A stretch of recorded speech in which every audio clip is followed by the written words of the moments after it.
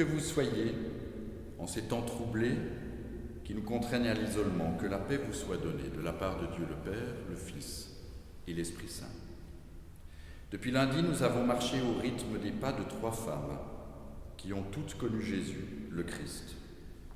Ce soir, ce sont ceux de Marie que nous suivrons. Regard décalé, mis en scène, il est temps que ces femmes sortent de l'ombre parce qu'elles ont aussi été les témoins de ce chemin-là.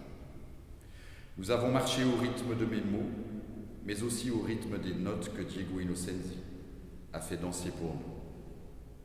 Voici venu le dernier soir. Demain, le soleil se lèvera sur un autre jour.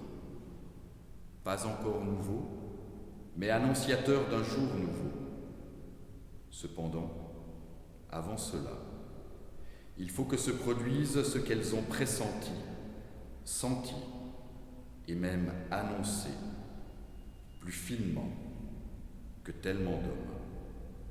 Elles qui furent méprisées, instrumentalisées, ignorées, et pourtant, elles avaient raison, bien avant tous les autres. C'est le dernier soir, je le sais, je le sens.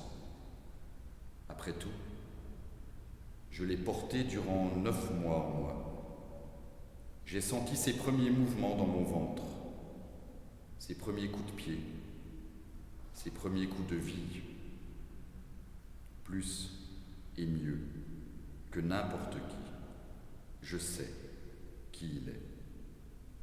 Il est mon fils, mon premier-né, de moi. Et ce soir, je sais que ce sera le dernier soir. Il doit mourir. Demain, comme il l'a annoncé. Les autres, vous savez, les garçons, eux ne l'ont pas compris, ou alors ils ne voulaient pas le comprendre. Trop contents d'avoir enfin un Messie, le Messie, leur Messie. Mais ils ne savent pas encore que c'est la dernière Pâque qu'ils vont célébrer ensemble. Mon fils rompra le pain et il élèvera la coupe selon notre tradition. Et moi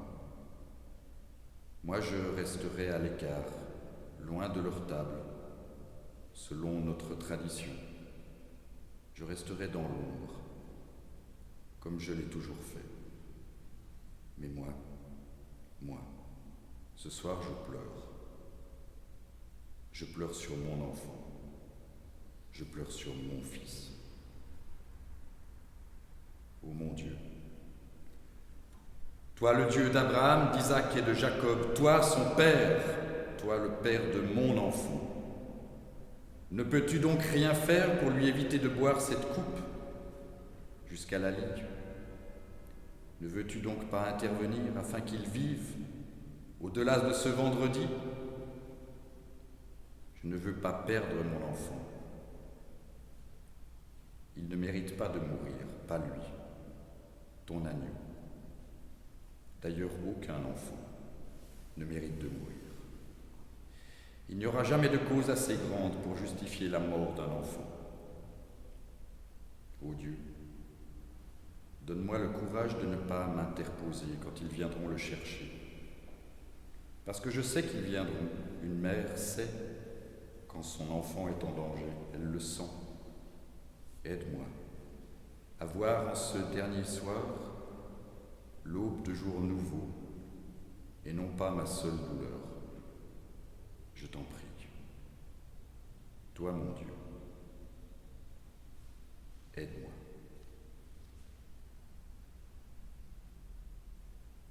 Je l'ai compris dès que l'ange a frappé à ma porte, la porte de mon âme, pour m'annoncer sa naissance. Je le savais, rien qu'en le regardant passer sous le chambranle de ma porte, celle que Joseph, mon amoureux, venait de poser. Ou bien sûr, cet ange venait pour m'annoncer une grande nouvelle. Je devais porter le Fils de l'homme, son Fils, le Fils de Dieu, le Dieu d'Isaac, de Jacob et d'Abraham, l'unique. Mais je savais en l'écoutant que l'histoire finirait mal. Je le savais, car un de nos prophètes l'avait déjà dit. Jérusalem, Jérusalem, toi tu tues tes prophètes. Mais me prendras-tu mon fils, toi qui me l'as donné ? Je le savais. Quand le prophète est plus qu'un prophète, parce qu'il est le Fils de l'Éternel, non seulement ils le tueront, mais en plus ils tenteront de nier l'importance de sa mort. Ils me le prendront, et en plus, les lâches. Ils diront qu'il n'était qu'un révolutionnaire religieux, un de plus, un agitateur, un de ceux qui est même pire que Barabbas. Ce soir, je sais qu'il doit mourir demain. Mais c'est mon fils, mon fils. Il est où l'autre, celui dont on ne prononce pas le nom? Son père, il est où? Je sais bien que l'histoire ne s'arrêtera pas là, qu'un demain nouveau doit arriver. Il l'a annoncé. Quelque chose de bien plus grand arrivera, quelque chose qui me dépasse, qui les dépassera tous, ces resserrés du cerveau, ces dévots imbéciles. Ce soir, je sais bien que je ne le perdrai pas, parce que je sais qu'il est bien plus que mon fils, mon premier-né. Mais ce soir, mon cœur est lourd. J'ai mis la table, j'ai préparé le pain, qu'il consacrera comme il se doit, selon la tradition, pour la fête de Pâques. J'ai préparé les coupes après les avoir remplies de vin, ce vin que l'on doit à Noé. Je ne sais ce qu'il fera de plus, mais je pressens que c'est important, très important. Maintenant, je vais me retirer, car je ne peux être présente lors de ce repas. Notre tradition me l'interdit. J'ai fait ce qu'il m'avait demandé, comme il me l'a demandé. Maintenant, presque tout est accompli pour moi. Maintenant, c'est en lui que je me remets. Mon fils, mon premier-né, mon enfant. Il s'est assis à la table, celle que sa mère avait préparée. Tout était conforme à ce qu'il lui avait demandé. Il y avait là le pain, qu'il consacrera dans un instant, les coupes. Comme d'habitude, sa maman n'avait rien oublié. Une maman, elle reste toujours une maman, attentive à ce que son enfant lui demande, dans les moindres détails, même quand ce sont les derniers, surtout quand ce sont les derniers. Autour de lui, autour de ce fils unique, il y avait ses compagnons de route, ceux-là même qui l'avaient accompagné durant ces 3 dernières années. Ils avaient ri ensemble, ils avaient pleuré, ils avaient eu froid dans le désert. Ils ont partagé des pains et du poisson, traversé des tempêtes. Mais en cet instant, ils ne semblaient pas se souvenir de tout cela. En fait, ils n'étaient préoccupés que par ce repas de Pâques, dont ils ne savaient qu'il serait le dernier. Et pourtant, tout leur avait été annoncé, à eux en premier. Ils auraient dû le savoir.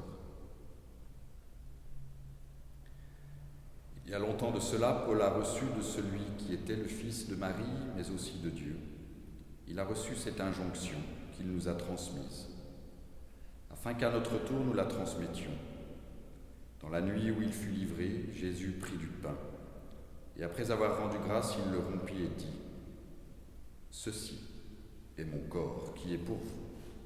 Faites cela en mémoire de moi. » Il fit de même après la coupe, après le repas, en disant : « Cette coupe est la nouvelle alliance en mon sang. Faites cela toutes les fois que vous en boirez, en mémoire de moi. Parce qu'à chaque fois que vous mangez ce pain et que vous buvez cette coupe, vous annoncez la mort du Seigneur jusqu'à ce qu'il vienne. » Toi, notre Père, envoie sur nous, là où nous sommes en cet instant.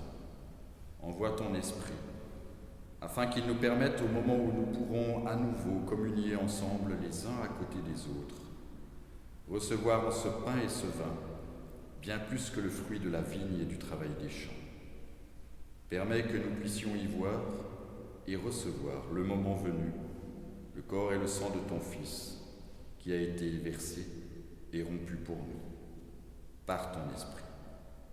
Donne-nous de croire ensemble, et pourtant loin les uns des autres, que ce pain que nous pourrons rompre et cette coupe qui sera consacrée sont la préfiguration de ce qui arrivera quand tu l'auras décidé, rendant ainsi manifeste notre espérance dans la venue de ton royaume.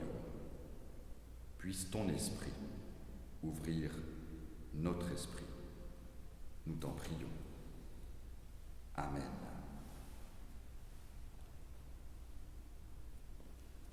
Seigneur, nous te confions ceux et celles que nous aimons, ceux dont nous nous réjouissons de les revoir sur les bancs de notre église au détour d'un supermarché, peut-être sur une terrasse de café. Ceux que nous aimons, comme nous te remettons les autres, ceux pour lesquels nous n'avons que peu d'affection. Nous te les confions de la même manière. Permets que nous puissions les regarder avec un regard d'amour et renouvelé, demain et après-demain. Amen. Il va mourir, certes, demain. Alors, nous vivrons. Il va mourir demain, pour nous éviter les affres d'une condamnation à mort qui serait définitive. Il va mourir demain, mais nous, dès aujourd'hui, nous avons la vie.